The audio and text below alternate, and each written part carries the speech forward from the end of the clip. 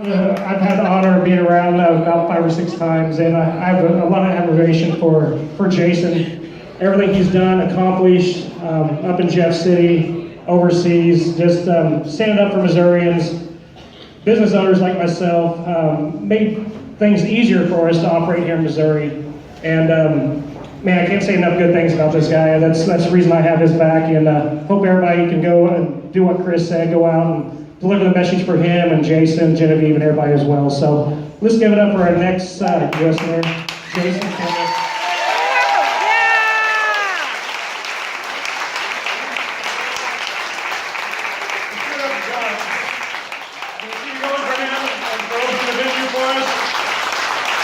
Thank you very much.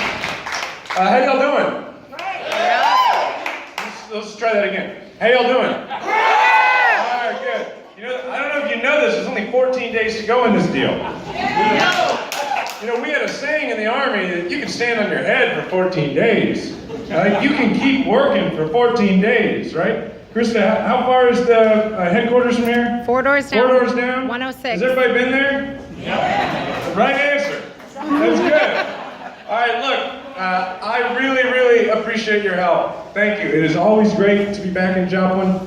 Here's what we got to do. We have momentum, so we got to take that momentum and we got to go on offense. And we got to make sure that we make gains and that we have people who are in favor of working folks making gains in the state legislature so that we can go on offense so that Governor Koster can get some things done. How do you like the sound of that, by the way?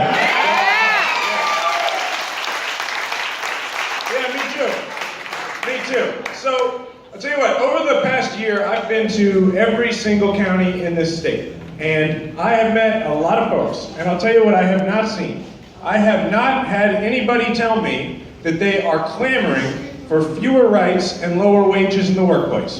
Hasn't happened a single time, not once. And so it is very hard to explain this war on working people that's going on in Jefferson City and that they want to have go on in Washington. Because there's nobody asking for fewer rights and lower wages in the workplace. It's just not happening in this state. And I'll tell you what is happening.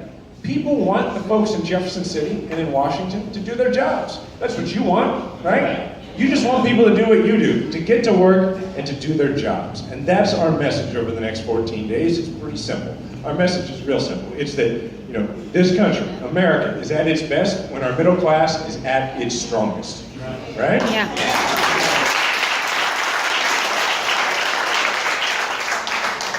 It's that when Senator Blunt sits by and does nothing, when there's this war on unions, this war on workers in Jefferson City, and he doesn't pick up the phone and tell them that they shouldn't move forward with their so-called right to work, that they shouldn't move forward with paycheck deception, when he sits by and does nothing, he's part of the problem, and he's failing to lead. And we're not interested in that kind of quote-unquote leadership anymore at all.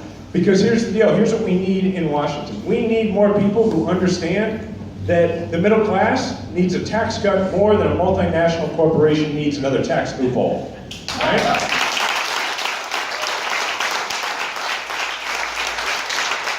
Now, let me ask you a question. Raise your hand if your financial situation is somehow affected in any way by the student loans of either yourself or somebody in your family, a child, a grandchild, a niece, and nephew. Now keep them up and everybody look around. There are a lot of folks raising their hand who are not between the ages of 18 and 25. Go ahead and put your hands up. Right? No. That's the point. Whether you're between 18 and 25 or whether you're older, the student loans of people in your family are affecting you. That's what happens in middle-class families. I bring that up because, I don't know, like 6 weeks ago we did a small business discussion, a small business roundtable discussion, sitting right over here. And there was a young woman named Stacy who told me about her situation. Stacy told me about how her father had put off his retirement by a decade to help her pay off the loans for her undergraduate degree. And that allowed her to go and get a graduate degree from which she had loans.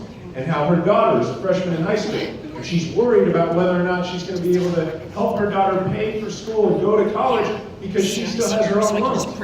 It's a middle-class family where 3 generations in that family are being affected by one person's loans, a person who just wanted to continue their education.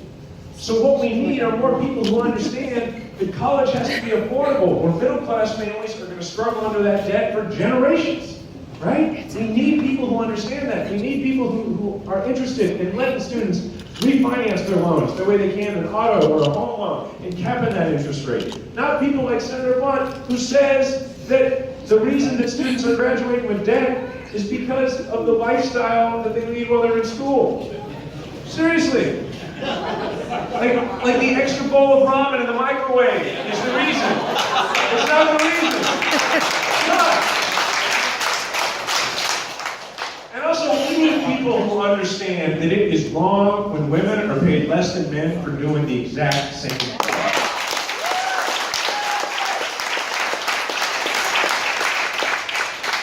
So here's how we're going to get there. We're going to get there by putting in work over the next 14 days. This is a room of people who know a thing or two about putting in work. And so we're going to put in some work over the next 14 days. Because I can tell you what's going to happen over those 14 days. Senator Blunt will have no shortage of special interests from out of state. They're going to continue to sink big money into his campaign because they have made an investment in Senator Blunt. And I use that term very purposefully. Right? They have invested in somebody who wakes up every morning thinking about what he can do for the special interests that fund his campaign and his lifestyle. And they want to keep him there because he does whatever they tell him. So they're not going to go quietly. So he's got them. I tell you what, he can have them because I got you. I got people who are not going to go up and make phone calls and do the work. That's how we're going to win this race. It's not Christian thing to become governor. It's by the work that we put in. That's how we're going to win. That's how we do it here. And here's the good news. The good news is that there is a new generation stepping forward in this country right now. And I have no interest in being distracted by these Washington politicians who will still tell us that our country is doomed or that this generation is incapable of greatness. Because I have seen members of this generation sign on the dotted line and enlist when they knew doing so probably meant going to war.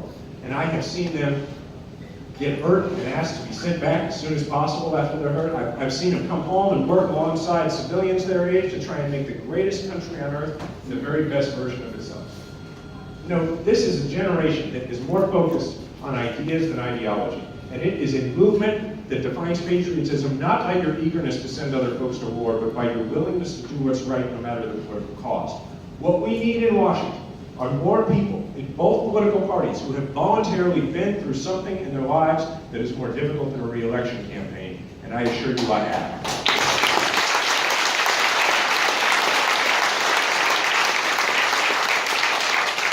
We know that we're not going to change Washington until we change the people that we send there. And we know that it is time for that next generation to step up and take the lead in shaping the direction of our state and of our nation. And I'm going to do it with your help. So with 14 days to go, I will tell you that we should just do what we do best. Let's get to work. Thank you.